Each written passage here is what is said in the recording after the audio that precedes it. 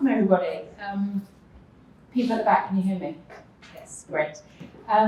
So great to see such a full house on this, what was a sunny day, and it's turned quite horrible now. My name's Josie, and I'm one of the founders of Creative Access, and I'm now the executive chair. I'm really, really happy to be here today with you all. Just a few words by way of introduction. I know that some of you are already very familiar with Creative Access. You've come through some of our alumni here, some of our current trainees, and some of you, this might be your first in-person interaction with us. We are a social enterprise. We support people from all different underrepresented communities to enter and thrive in the creative industries. And there's all sorts of ways in which we can support you through our events such as these, through our jobs platform, through mentoring programs. I really urge you please to follow us on all our socials @_Creative Access. We're on Instagram, Twitter, TikTok, of course LinkedIn and Facebook. So please feel free to kind of share our content for tonight and to follow us generally, because we've always got great resources, opportunities, top tips, etc. After that little plug, I'll do another plug at the end, I'm sure. But I just wanted to sort of welcome you to this really fantastic building. We've had Creative Access has worked with Sage for a long time, many, many years. But actually this is the first event that we've hosted together. We're really, really excited to be able to do so. Oh, there's David. Hi, David. So David's one of our long-time alumni coming through.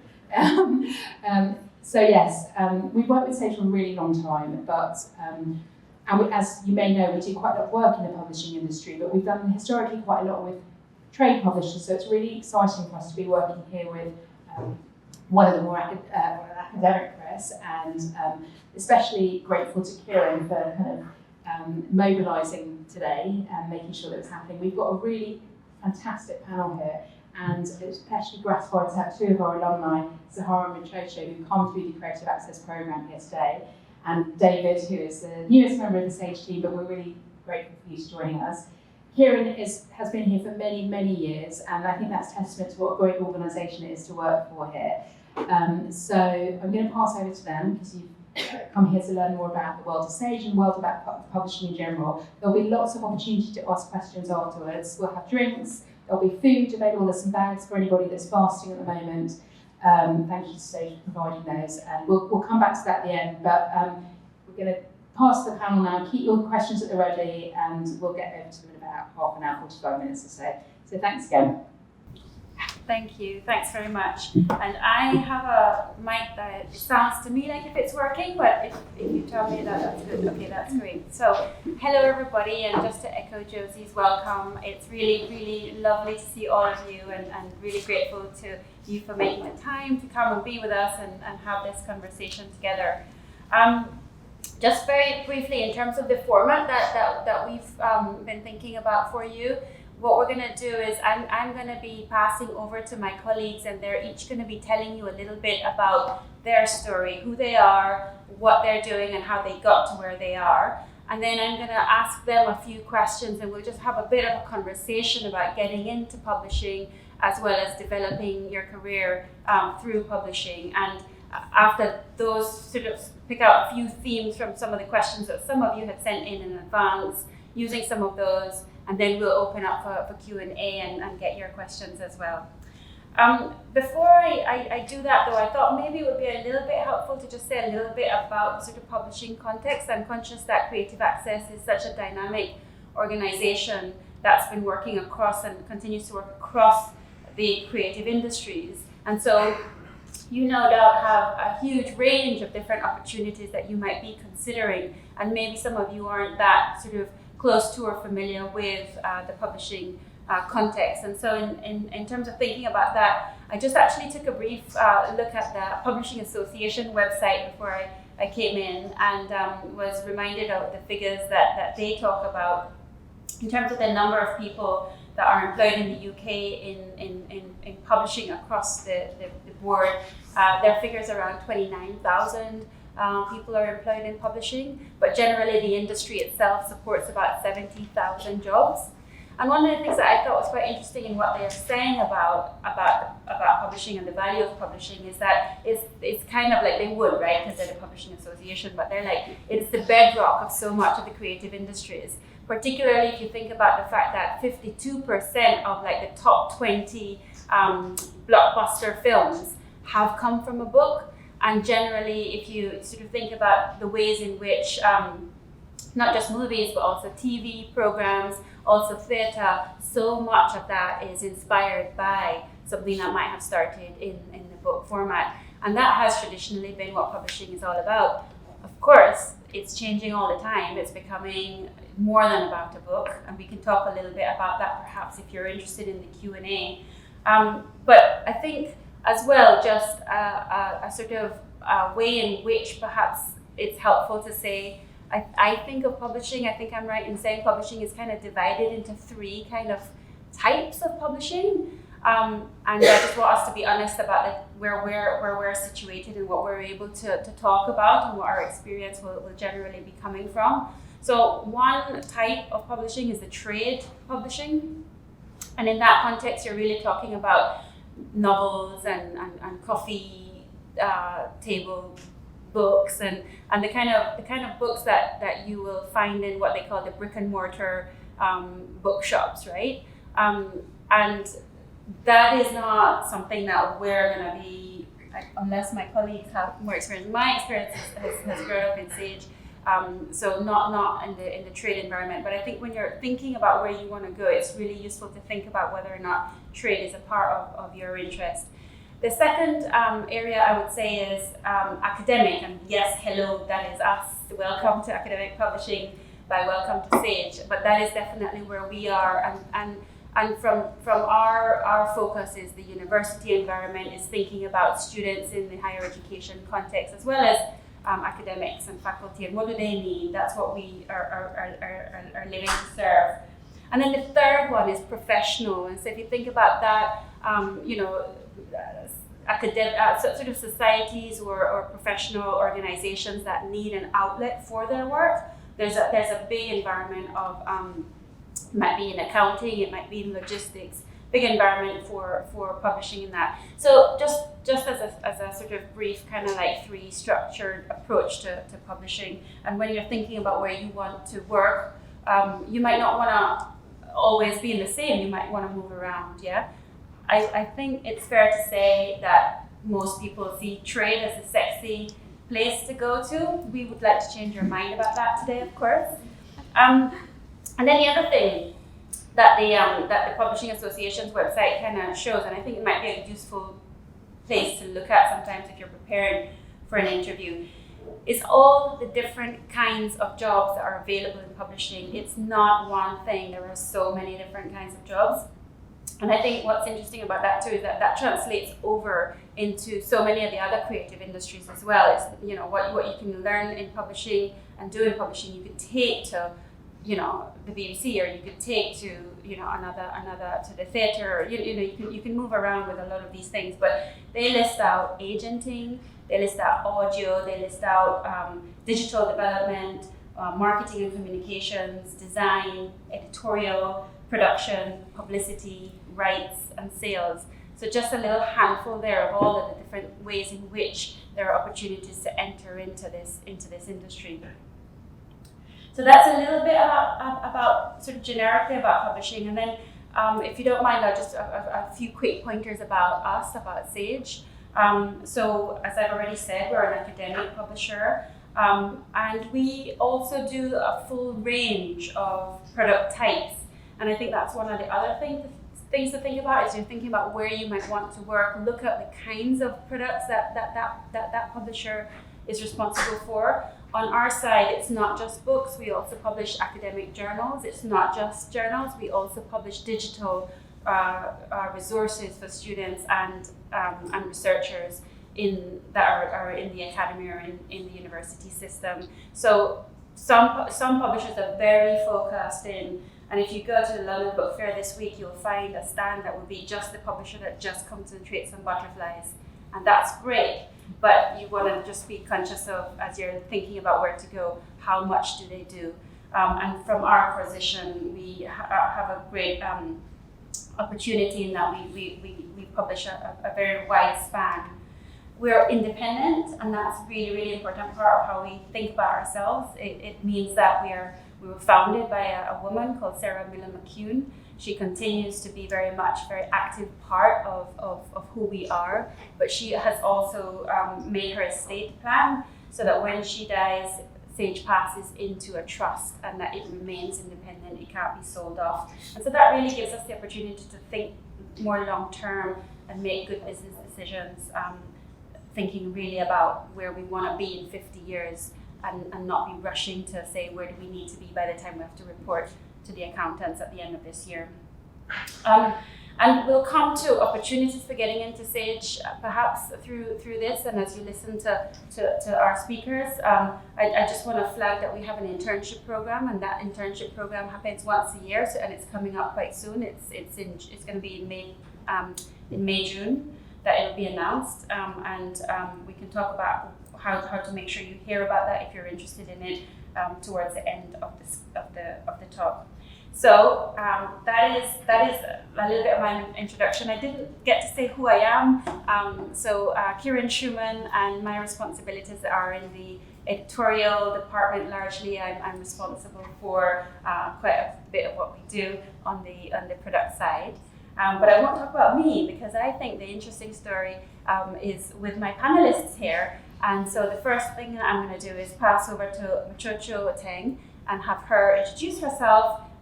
Then we're going to move over to talk to Seher Nizami, and then we're going to hear from David Lin. So let's start off with you, Machocho. Hello everyone, I'm Machocho. I'm an associate editor here at Sage, recently promoted to a publishing editor, and my role is basically journal management and development. So I work a lot with external editors and work with whether they want to develop the journal in a certain way, so that might be increase usage, get the journal seen more, so work with marketing in that sense to try and help them with either some marketing campaigns that might be coming out. So my path to Sage, I initially applied for a role in the production technology development team, which is more tech. They do a lot of the front end development of the journal platform. I was there for a few months and then applied for an internship through Creative Access in the editorial department, and did a publishing assistant role there for a few months and then applied for editorial assistant role and so on, and I've been there ever since. So I would say that's an overview of my role and how I got in, and I'll pass to Seher. Hi everyone, can you hear me? Probably too well. So I'm Seher. I'm a marketing communications manager. I'm using flashcards because I am fasting. So if I lose my train of thought, just don't worry about it. Close your eyes. I've been in this role for 2 years now, and I started at Sage 5 years ago, actually, as a marketing communications executive. And what my role really entails is line management for some of the role, and also the core communications role, which is the acquisition piece between researchers and people who are ready to publish into the journals that are appropriate for them to publish into. My journey into Sage, I actually started off at Penguin Random House, doing random work experience and temporary positions as an intern. I think that was way back in 2015. And then I got the internship actually via Creative Access to Coco Page. I think there are a few of you here today who are doing your internship there, so I'd love to hear from you. But that's where I came into the communications role really from a marketing assistant role. And then I was at Sage and I've never looked back. So that's my journey. And I'll pass this on to David. Great, thank you, Seher. Before I begin, actually, can I just get a raise of hand to see how many people are familiar with product management? Because it's always interesting to see. I see one hand too. Okay, so not many people are aware of my role. I've been here for 6 months. I'm an associate product manager here. So this is my first publishing job. In terms of my background, graduating in 2018, I really didn't know what I wanted to do. Worked in fine arts, worked in startups, through internships first, unpaid and paid. So was kind of a struggle, really kind of understanding what I wanted to do, and then slowly, finding out more about product management, doing product operations, seeing it as a small stepping stone into product management, and that's how I kind of landed at Sage. And yeah, in terms of product management, then it's a relatively new role. This field is very much developing. You have CPOs, which is you get a seat at the table, where this role you really get to influence and kind of develop the vision of the company through kind of the product-led vision. So I think product management, you really try and develop what is the product strategy of each digital product, also hardware, but very much trying to have a continuous kind of discovery input of like how you go about listening to your customers, giving them what they want, what problems are really solving for the customer. And yeah, that's a bit about my background. That's great. Thank you, David. So I wonder if we could sort of get from you as well a little bit more around some of the questions that we saw some people putting questions through, and just thinking about your own experience, not just of yourself, but of your colleagues and being around, how people get into publishing. I think that's one quite common question. How do you get into this environment? What kind of advice does anyone have that might not just be the internship example? Any thoughts on what you think the CV needs to look like, or any kind of advice from looking around and pulling on your experience? Does anyone want to have a go at that? So I think in terms of getting into publishing, specifically for Sage, because it's the only publishing organisation I've worked at, I would say understanding that it's not necessarily a narrow path. My background had nothing to do with publishing. I joined straight from university and I did a history and philosophy degree. So, and then I went into a product technology role. And that was just a case of me having some experience with like HTML and things like that. And then whilst I was at Sage, my manager was really good in explaining it to me, like the different departments and how they all work together to publish journals or books. So whilst I was at my position in ProdTech, I met with a lot of different departments, and they gave me an overview on what they did and how things work. And so once I heard about the Creative Access internship, I applied, but again, I didn't have the editorial experience, but the experience wasn't necessarily like you need to have a publishing degree or something like that. It was very general, the basic competencies. So I think, realising that it's not necessarily a narrow path and adapting what you do have to the situation. Yeah. That was a really great answer, Majojo. I broke the door down. So basically, my first initial step into publishing, I was coming up against walls all the time. It was severely difficult, and I think it's just because the talent's so great, the competition is really high for getting into publishing.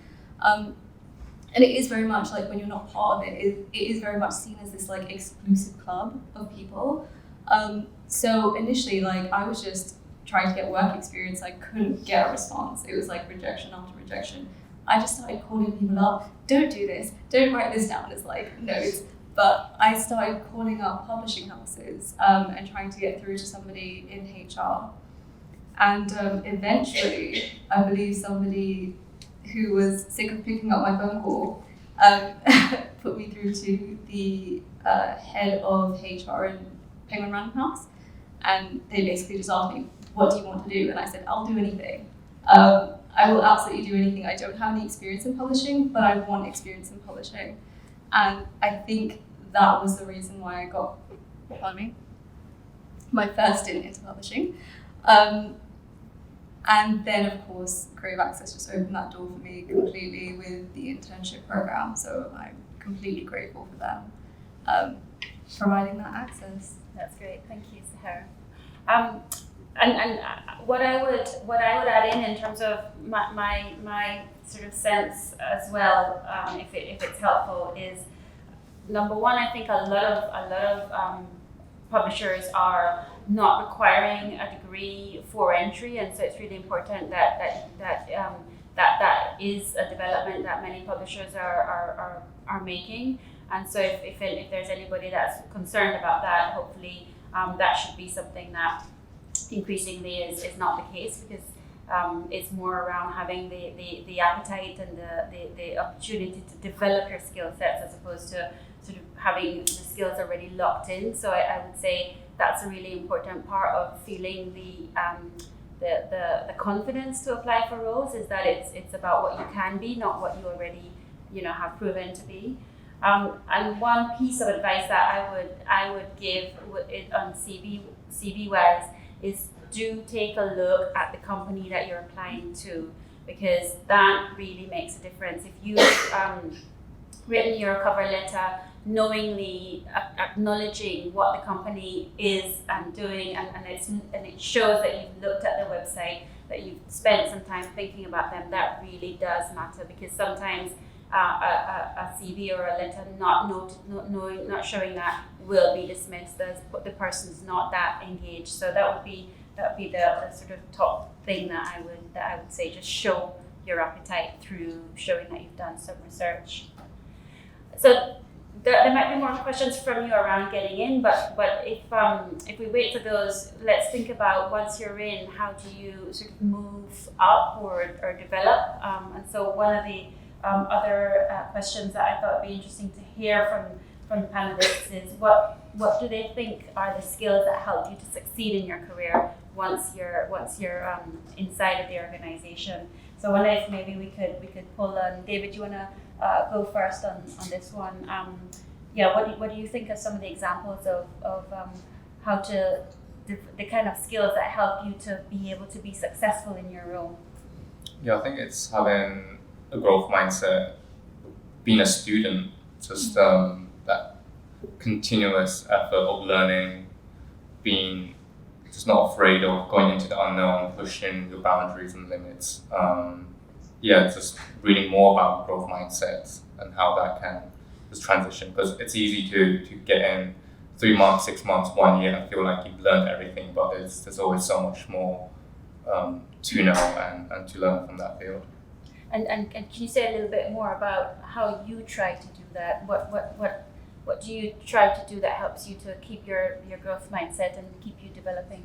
Yeah, that's a really good question, because you just go from day to day, week to week. It's so easy to get caught up in the flow of it when things get intense, and then there's cool down period. But just making that time to reflect, putting in 5 minutes or even 1 minute at the end of the day to understand what went well with the day, what went wrong. This is basically advice for myself as well to do. Weekly check-ins and just having also conversations with your manager on just keeping that channel open on what areas you think you're strong in, what areas you think need more development, just having that open channel with your manager as well. Yeah. And Machocho, you've just been promoted, so you're obviously doing stuff well. What would you say are examples of skills that you've been working on that help you to succeed? I think similar to what David said, so having a growth mindset and being quite open-minded and not being afraid to put yourself out there. So for instance, when I was in ProTech, I knew that I wanted to see how editorial worked, and that would probably be my next step. So it was up to me to go to my manager and ask her to give me an overview of how ProTech and editorial work together and how everyone connects within the company.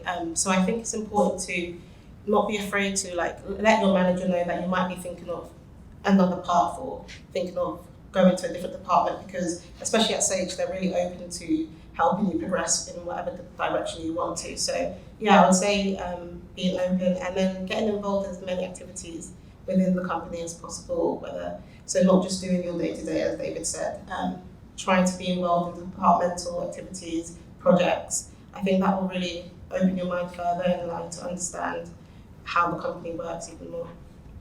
Great. I think everyone's already covered a lot of the main points, but I would say submit your interest in things for sure. Like, I think this is just reiterating also what Machocha said, but in terms of even like projects that you want to be working on, or projects that you think should exist within the company, like feel empowered to just submit your interest and get that conversation going. If the conversation isn't happening already, create that conversation within the company, and then you will kind of create routes for yourself and create avenues for yourself. That's great. And I think one of the things that I've been struck by in talking with you three as well is that question of whether to take a chance on something outside of your particular remit. And you've got examples, I think both of you in particular have examples of having moved, is that right, Sahara? At least with Machocha, having moved from one to another, sort of being in one role, but also taking the opportunity. If you think you're not quite sure if this role is ready for the next step up, look to the other side. I think actually I can see Becky in the room, and I think this might have come from you, Becky, or at least I associate it with you, but the marketing team have been doing some really good work in terms of thinking about what career developments look like. And Jane was reporting back on the squiggly career, which many of you might be familiar with, but it's not one directional opportunities, but actually you can learn so much sometimes by going to another division or another kind of job within the same company, and moving around like that way can also be helpful in terms of helping you sort of move up in the traditional sense as well. So the idea of squiggly career makes good sense to me too. So I think those were the sort of intros to the group and giving some examples of some of the Sage people. But really, this is your space, and this is the opportunity for you to get what you need out of this session. And so I wonder whether we could open up to questions from the audience, and we can engage with those. We've got a mic that will be coming round so that everyone can hear. But would love to get some questions, and then we can discuss them.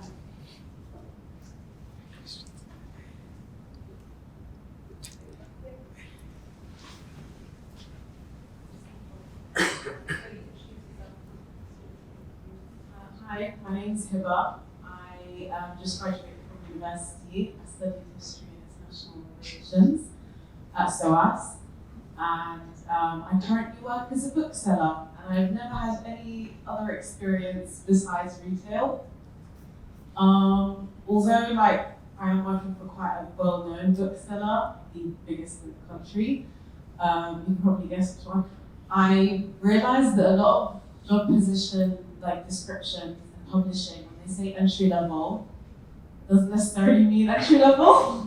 So I just wanted to ask you guys if you can clarify how entry level is an entry level job. What other experience besides maybe bookselling could you get, and how do you get that kind of experience to then land a job in publishing if possible? Thank you. That's a great question. Thank you, Hiba. I'm going to have a go at answering that, and then see if anybody wants to join in.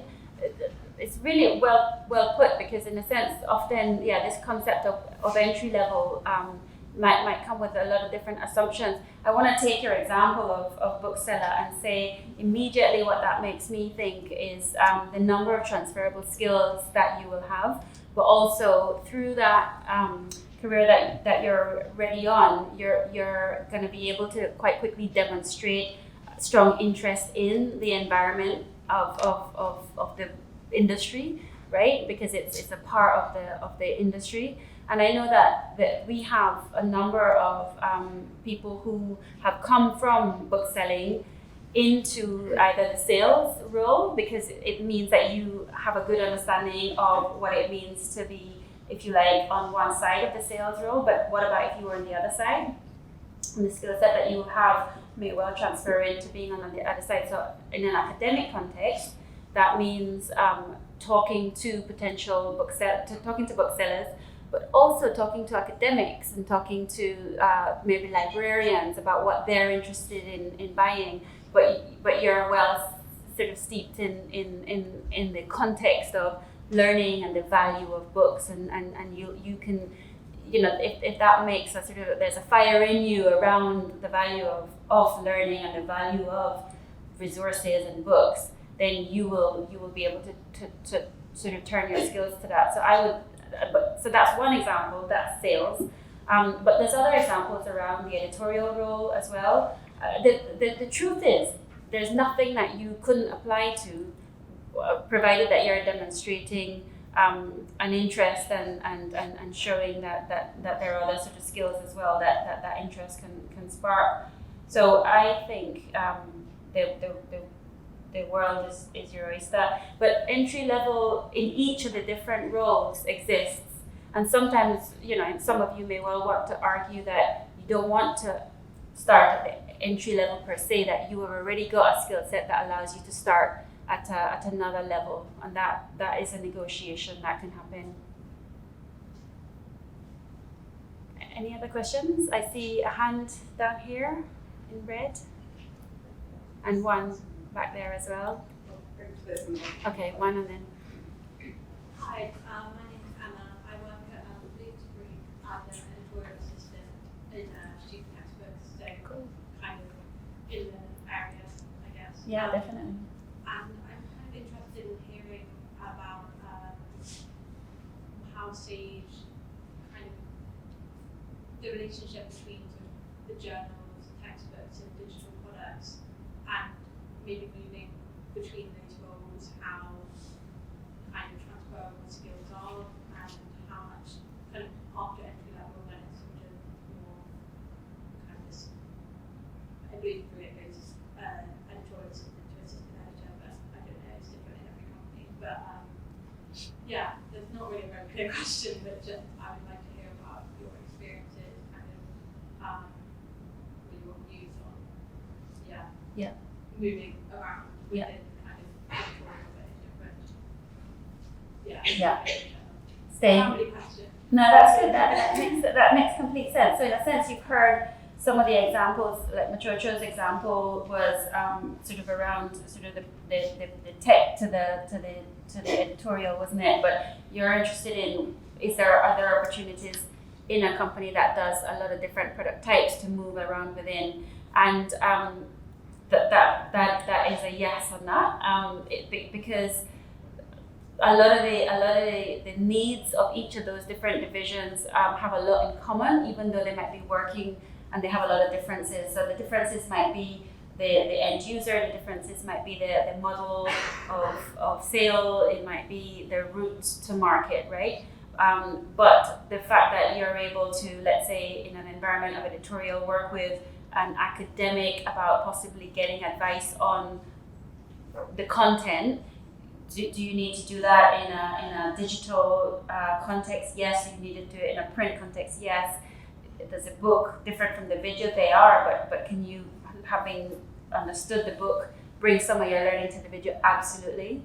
And we have a lot of examples of people who have totally moved, especially because the digital environment is quite, well, it's not new anymore, but it's been new, and it's needed a lot of skill sets of people who were doing one type to move in. So we have people who have moved or who have applied for secondment if there's a maternity leave or a paternity, and those opportunities of secondments and having a chance to leave your role for 10 to 12 months and go to another role have really created a lot of value, especially because if you go back into where you were before, you've brought something incredibly valuable back into your team too, which makes you a stronger contributor to your team. So I would say that that's a really important part of what we see in terms of the magic of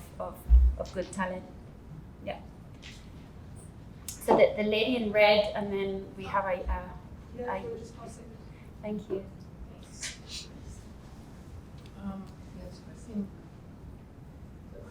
Hold it. Just hold it.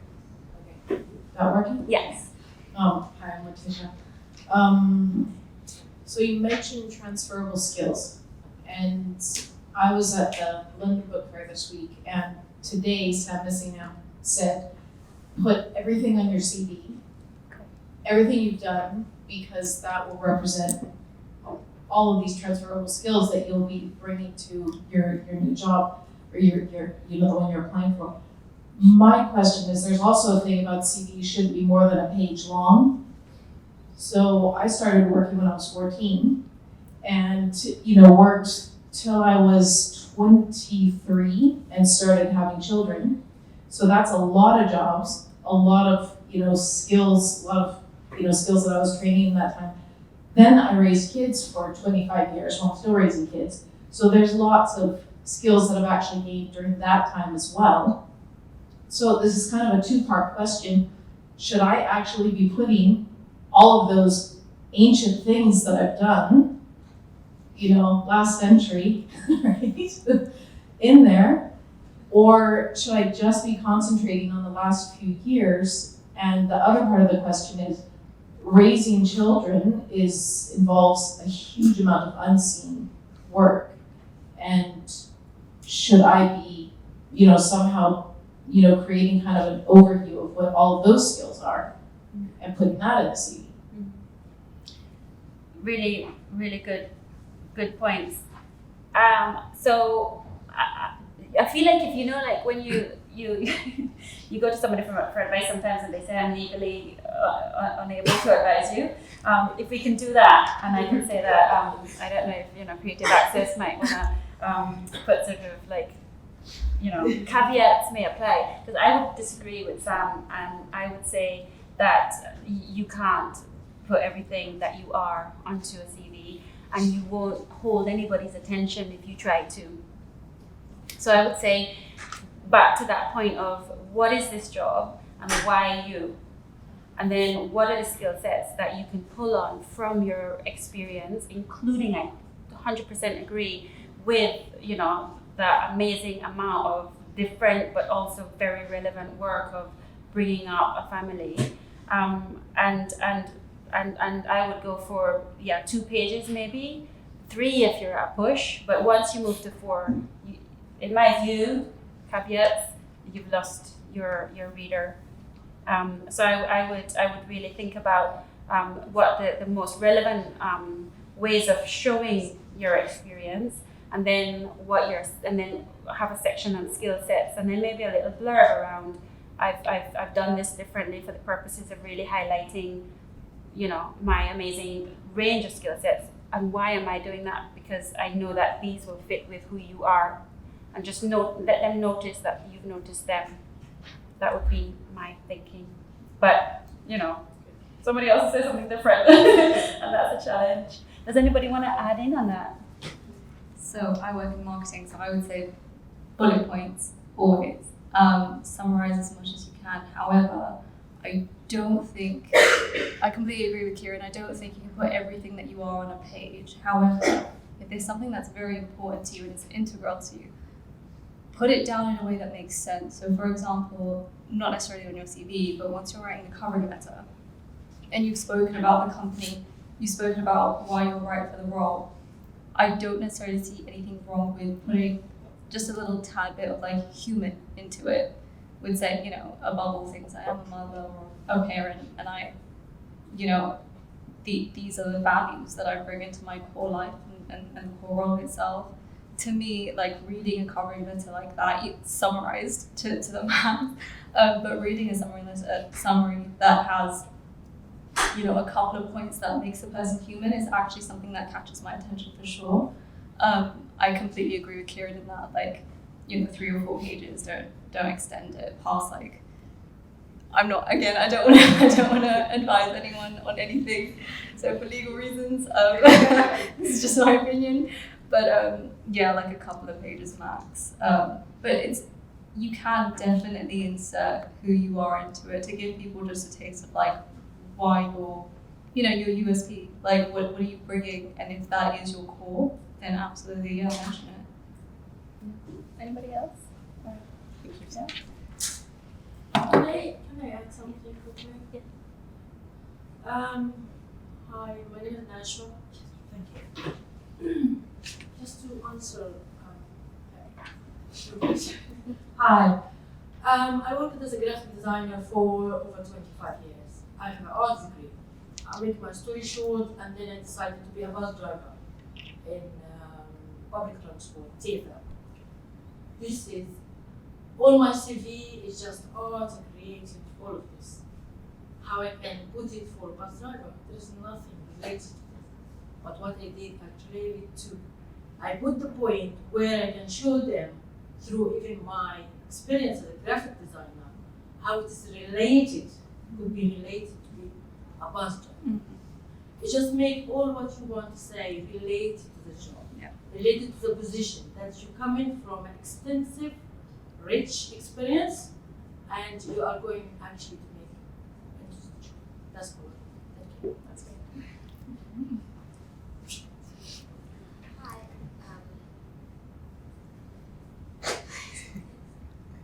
A little bit closer. A little bit closer.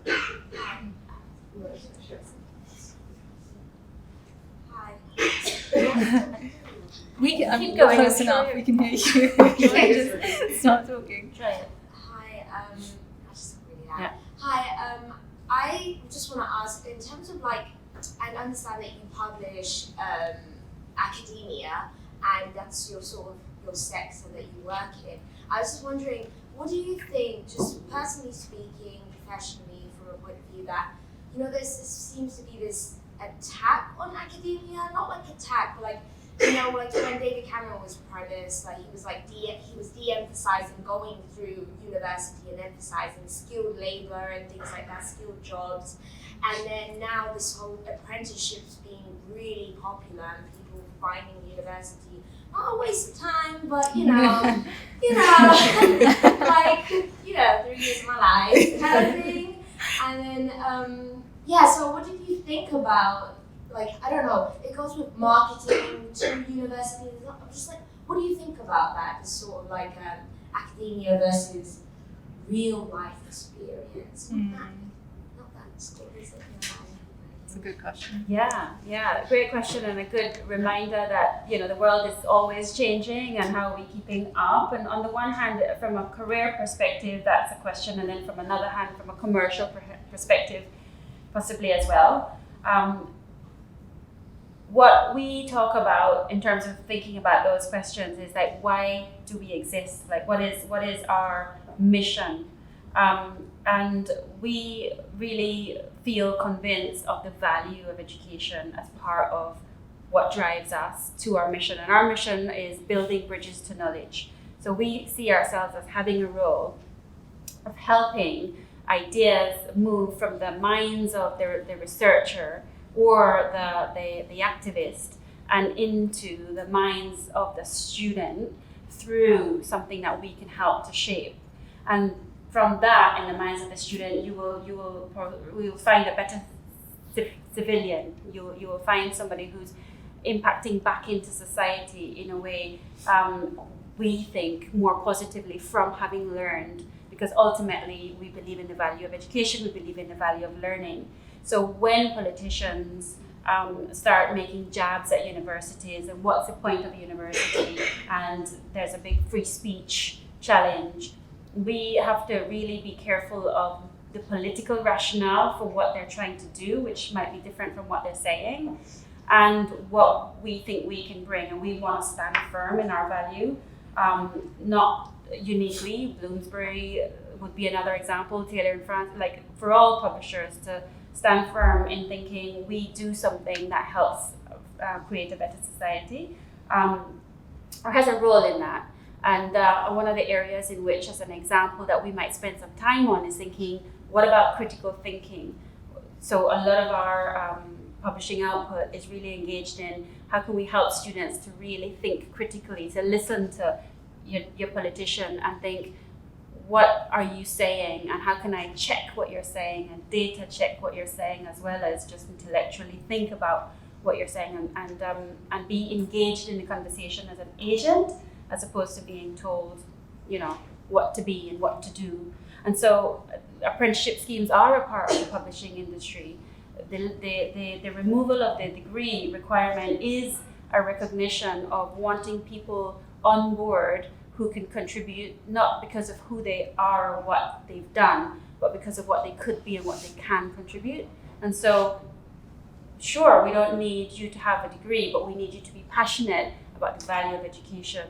So I think there are absolute ways in which we sort of ride that storm and stay true to our mission. What do you all think of that? Does that?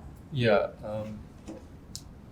I think that's a really interesting question because I actually have a colleague, she's a product manager, she's moving to another company, unfortunately, but they're actually publishing apprenticeship textbooks. So it's not like, so the industry is also there for apprenticeship textbooks, and I think that's like, another aspect of it. Interesting. Yeah. Anything of you, Matilda? I think I echo what you said, Kieran, but I would say, it's not necessarily the need to have a degree, more, as you said, the experience and the passion. So I would say my degree didn't necessarily lead me to publishing. My experience as well, before applying for Sage, my only job I had done was work at Wimbledon Championships during the summer of my university degree. So That sounds good. I mean, 2 weeks of work and that was it. So I wouldn't say that I necessarily had what people think is required for a publishing role or anything like that. But I would say if you're passionate about something, definitely show that more than what you've done or what's on your CV. Yeah. Sorry, can I add one more point? Actually, a member on my team, he actually doesn't have a degree, and he's doing very well as a product manager. So I think definitely Sage is embodying the fact that we just really like see beyond the degree, and we hire and see the work experience that like ultimately matters. I see a hand back right at the back there. Hello.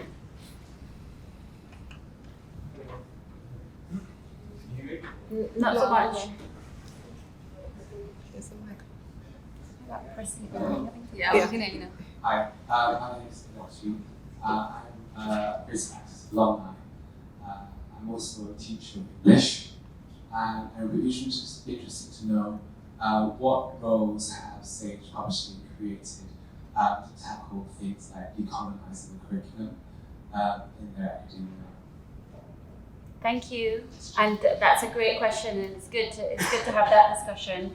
And yes, so decolonizing the curriculum is a big part of our thinking, is a big part of what's going on in the university sector. Students, I think particularly, are really challenging a lot of their learning and a lot of their academic teachers in terms of how the curriculum is or is not representing true history. And we see this. I don't know if you didn't say if you're secondary or are you primary?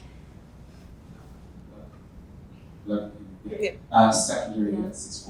Yeah, and it's there's a lot of conversation going on in primary and secondary, and there's also a huge amount going on in the university sector. So I can speak to that, not to the primary.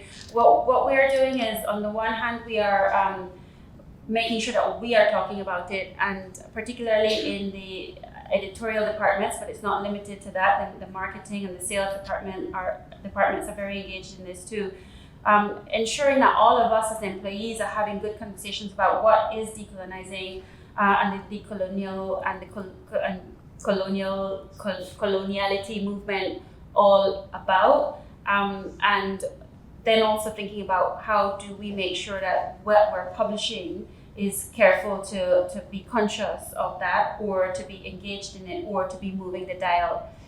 We have challenges. We're often responding to the curriculum ourselves, and so there's an interesting dance between the publisher and the curriculum, who's the chicken and the egg, right? So we have to take responsibility for some of our publishing moving the dial, but we also know that some of our publishing is representing the current curriculum. So we want to be engaged with authors around challenging them, if they need challenging, to do better work and to be better at engaging with the debates, the conversations, and the material that needs to be covered.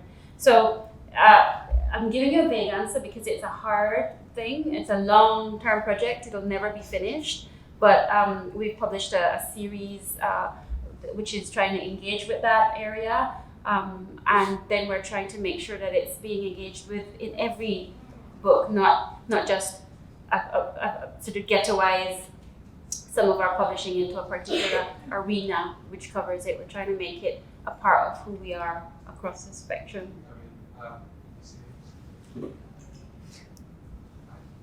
Yes, thank you for that response. Part of the engagement comes through partnership.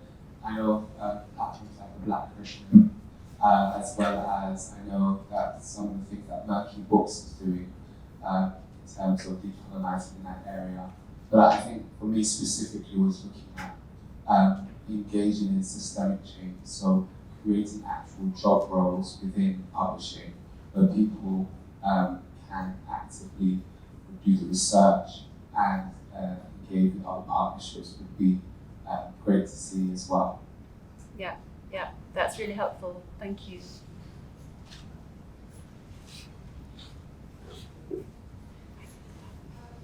Hello. Hi. I'm Chi.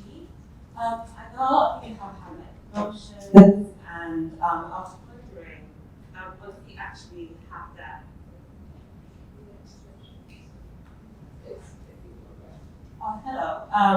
A lot of you have promotions within like Sage, and I'm also kind of wondering, like, now once you get your foot in the door, how does that actually like work? And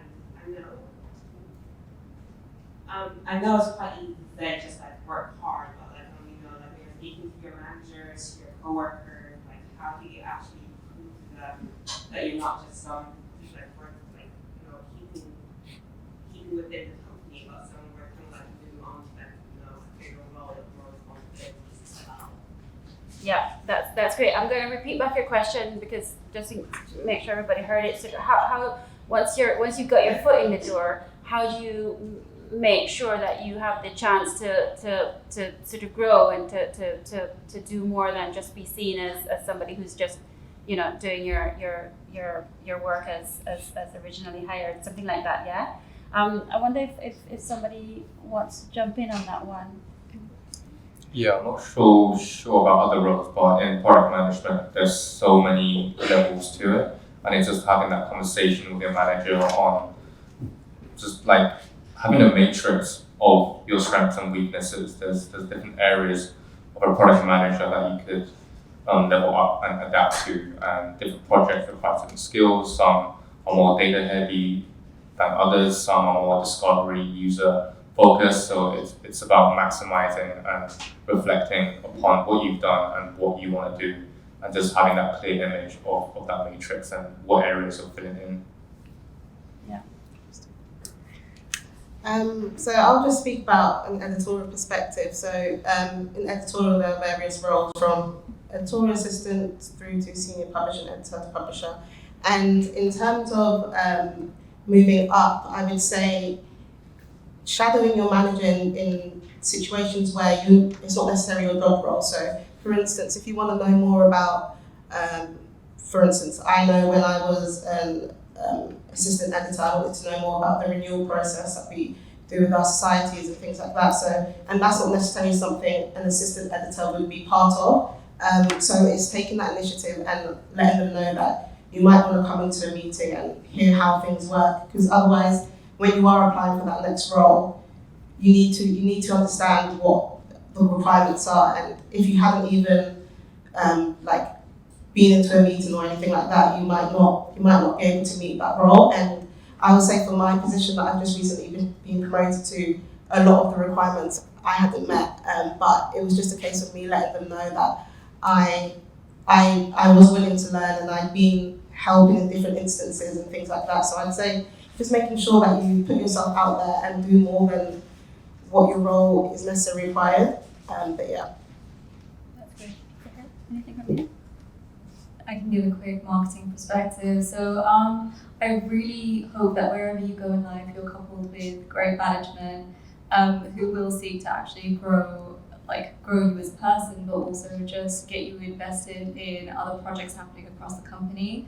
But even if that doesn't happen, again, I think it's rinse and repeat, but be keen about the things that you're doing. As Matosha was saying, dip into like different parts of the business, but also just different projects. And again, if that project doesn't exist, that's kind of your space to create it. So yeah, feel empowered to do that, feel confident and courageous to do that. And make sure you're actively doing that if you do want to be promoted, to find your kind of own space in the company. That's great. Yeah.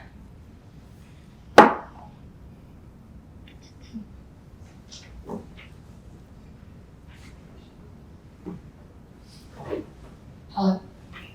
So I don't know much about publishing, but I'd like to know if you could walk me through the main steps of like somebody submitting a piece of work to actually publishing it. And you've briefly talked about your own roles, so maybe where you enter the process and if all of you work together at some point in that process. Yeah, go for it. Okay, so in terms of the process, it would go, so there's a team in Sage called peer review, and that's the submission process. So that's where an author will submit their article and go through all that process. And then once an article's been submitted, it will then go to, it'll go through production and things like that. And where journals editorial come in, we liaise with the external editors and work on, for instance, if there's a special issue that's come out, we will work on promoting that special issue with marketing. So I'll liaise with marketing and let them know that a journal editor wants a special issue coming out in May. Can we do a campaign? They'll let me know what they can do, and I'll feed that back to the editor. If there's something that the editor wants to improve with the journal, for instance, if he wants to increase usage or usability, I will give him some ideas on how to do that. Maybe we'll again work with marketing. I might also check in on the production process if an article hasn't been published on time, and editors let me know like our main issue hasn't come out, what's going on. I'll go back to production and be like, what stage is it at? And so I'm that in between internal and external. Yeah. So do you want to say anything? Yeah, I think as Matosha was saying, like I think where we sit is kind of not as linear. So we create comms and send them out to the researchers. So that's like, you know, it's obviously heavily researched. We want to be very specific in what we're asking them for. So for example, if a special collection comes down the pipeline, we will then find a target demographic for that and make sure that we're really honing in on the people who are within that area or who could be publishing within that area. And then we specifically kind of send out comms to them and sometimes send them through an automated journey based on like their behaviors. So for example, if they are specifically engaging with X content, they're sent Y campaign, which basically just means that we are catering our comms to what they are engaging with and what they're reacting to. And then obviously we garner that information for ourselves just to ensure that, you know, they are in mind the next time something else comes through the pipeline that we will need to promote, whether it's a call for papers or a special issue or anything like that. But, yeah. Yeah, I guess you have, so I'm in the editorial books, so I don't really understand how it works in journals, but with editorial books, you have the content itself, where the book is published, but for my role, I don't really touch that. So if I dig into one of my project, which is a AR project, augmented reality, for nursing textbooks, we have a really good selling nursing textbook, Anatomy and Physiology for nurses. And one of the projects is basically seeing what can we do to make nursing students more engaged with the material? How do we make the book more interactive? And so we've partnered up with a startup that's kind of looking into AR. They have an app. This helps nurses better understand, deepen their learning, more engaged with the product. So this is more of kind of at the end cycle with the book. How do we improve the book? How do we make it more digital? How do we adapt this book to the current learnings of this generation, which is kind of mobile first, and therefore they have a mobile first app. Does that help? Great.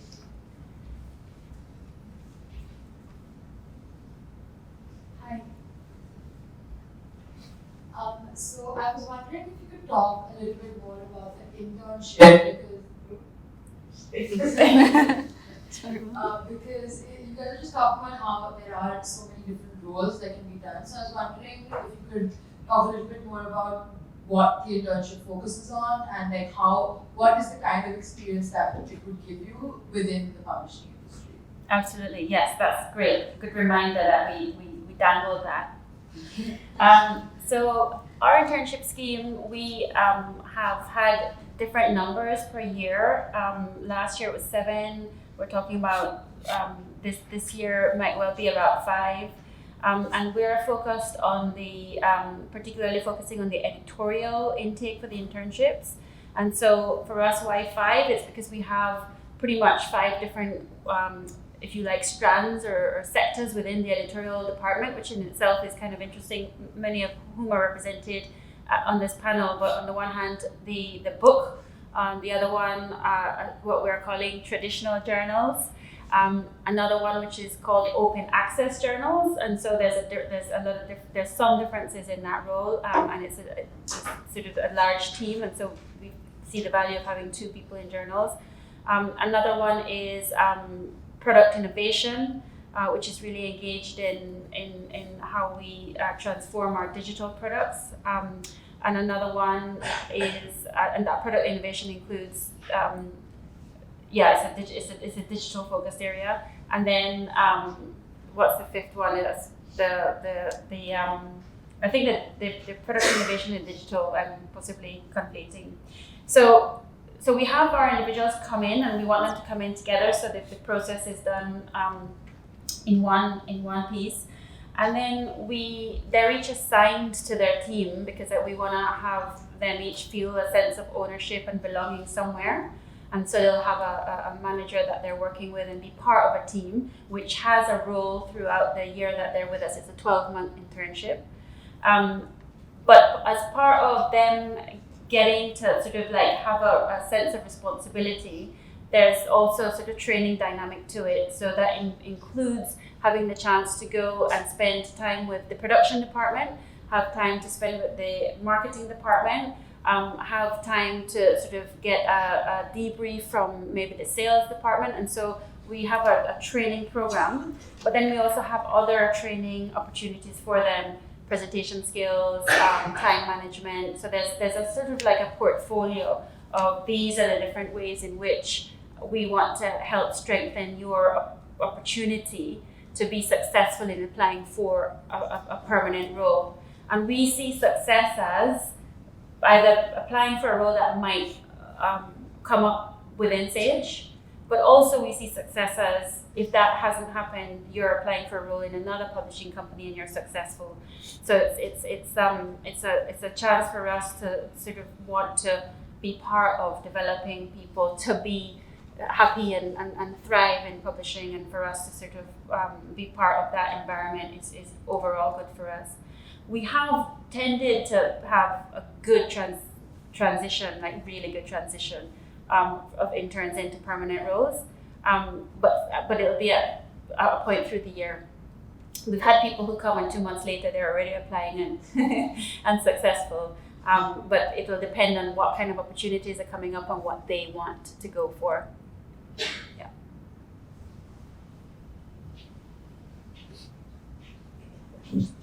Okay, we're gonna take two more questions. Yeah. Okay. I don't know if it's working. Yeah. I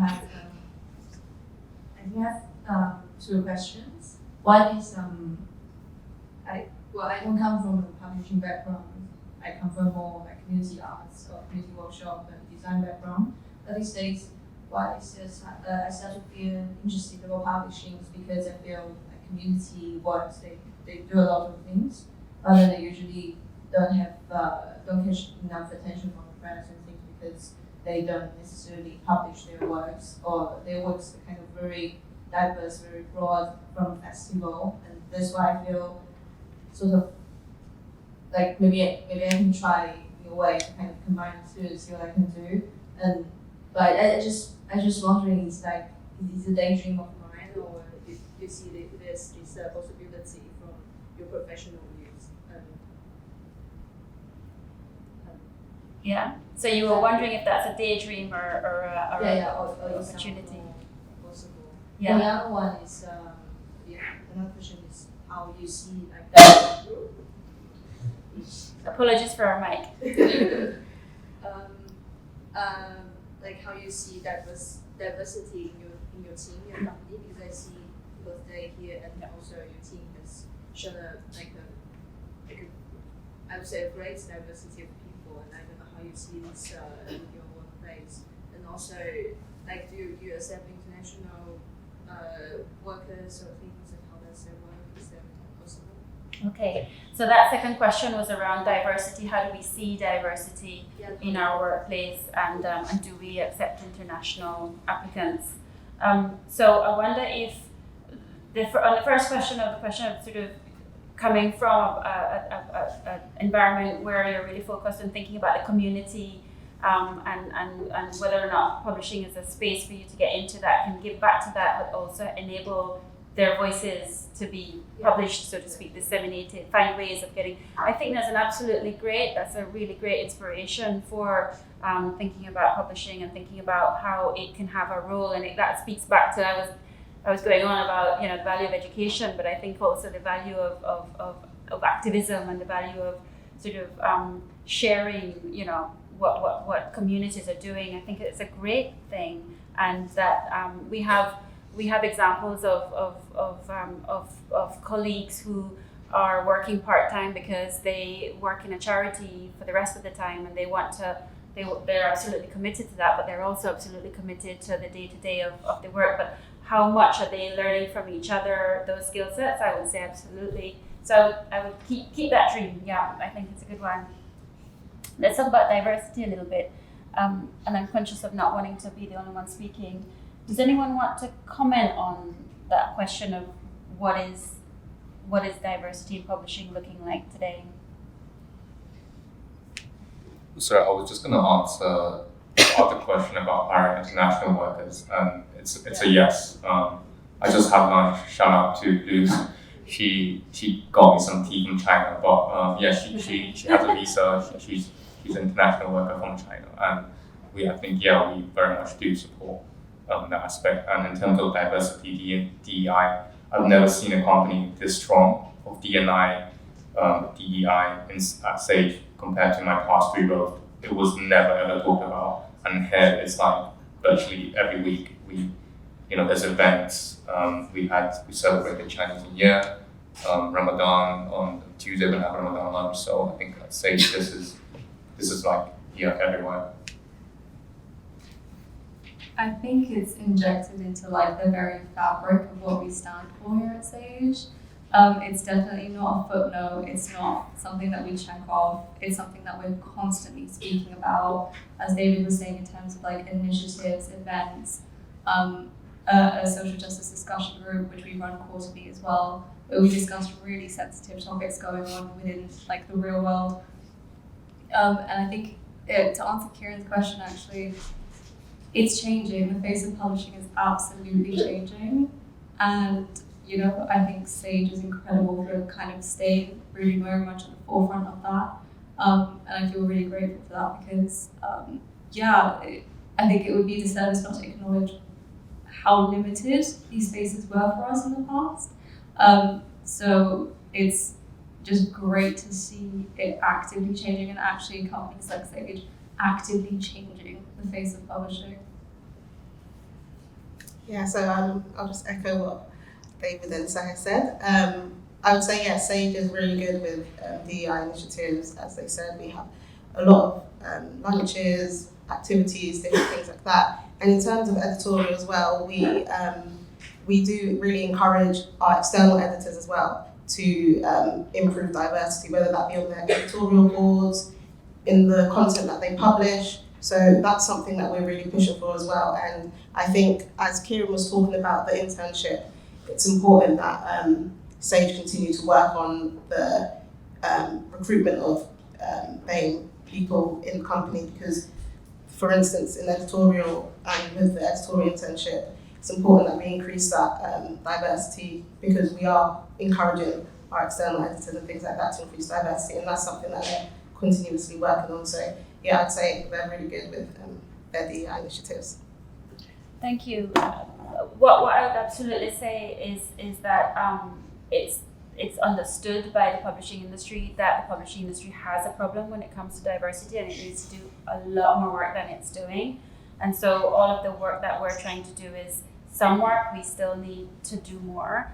And if you're interested in how publishing is faring, actually the Creative Access work hand in hand with the Publishing Association to publish an inclusivity action plan that was launched, I think, Josie, you launched it, in January this year? So that's a really good place to go to. And when you're thinking about where you're applying and if you're very interested in this question, look and see which publishers have signed up to that action plan, because that should be indicating their appetite for engaging with what I would say is acknowledged to be a very white industry, but the industry is engaged with that and looking to make changes, and we are absolutely in that space as well. So we have a lot of work to do, but it's really good to feel that the work that we're doing is already feeling like it's having a positive impact, and yeah, we'll keep going. So I know that yes, you had a question next. Last question, okay. Thank you. Hi. I think you have to press it and hold it, maybe? Yeah. Yeah. Great. So I'm actually taking a master in publishing, and it's late in my career, so I completely understand. We could actually do a CV in one page, but that's one of my questions. This is a big question in terms of is the process of selection is automatic? Because I hear this so many times. You apply, so if you have 3 pages, you immediately it's a computer system. So I would like to know how is your system is, because it is an area I really, like I think I'm in the university after 30 years late at the BA, I finished last year straight into the publishing because that's where I want to be. I want to be in academia, the same. And so the second question is an advice with the experience, all the transferable skills, and I can learn about everything, the colonization, the coloniality, and all the things that being taught here. I'm applying, I work at the university in all of them. It's a bit ridiculous sometimes, but I do everything. But your advice in terms should apply directly for a position because of this massive background and baggage, or try the internship program, which I think is an amazing opportunity, but it's kind of like I feel sometimes I'm being competing with a lot of young people. It's kind of like what should I do? So it's a personal advice in this terms. What would be the best way to apply? Yeah. That's great. So to finish up on that, was should the internship be a route for somebody, changing careers or coming to publishing at a later stage in the career? And I don't know. I understand what you're saying, that you'd be concerned about competing with the assumption that most of the people in the internship are looking at many of their first jobs in publishing. The salary that is paid at the internship level, is an entry level role. So I would say stick to your guns and apply for roles that you feel you can fit. To answer your question about whether or not your material is read or some computer, we're not yet ChatGPT deciding who works at Sage. I hope the day doesn't come. So yes, we would be reading that cover letter, we would be looking at that CV, and we would be thinking it in the context of. So I would just go back to what we talked about at the beginning. How can you show that your passion, as well as your not just your existing skills, but the ways in which you can show that your skills can develop, can be well honed to the job that you have seen, I think that would be the place where you probably would feel happier. But generally, we all need to be much more engaged in through inclusivity programs. Need to be more engaged in thinking about all types of underrepresentation and all types of modes of inclusivity, and organizations need to make sure that they're not being ageist, and so challenge organizations that they should be true to that spirit. Can you hear me? Is it working? Great. So I know that we've still got more questions, and I'm sure they're going to keep coming, but luckily our amazing panel, and I think some additional members of the team from Sage, are going to stick around for the next half an hour or so, so you'll be able to approach people directly and chat to them.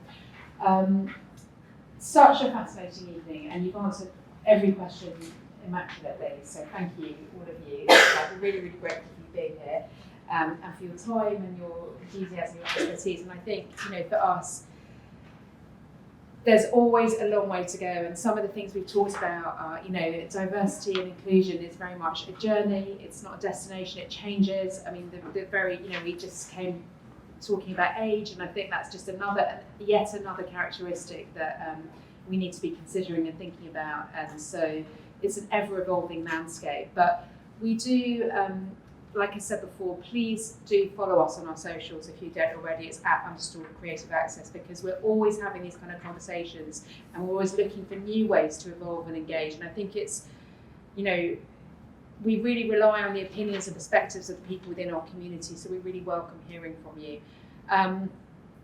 So as I said, there's some drinks, I think, and there's some food for those of you fasting, and just thank you so much again for hosting us. Thank you to Kieran for organising, and to Yasmin and the rest of the team here for doing so, and to David and Chosha and Sehar. Really, it's been such a pleasure. So over to you. Come and have a drink, and thank you all for coming.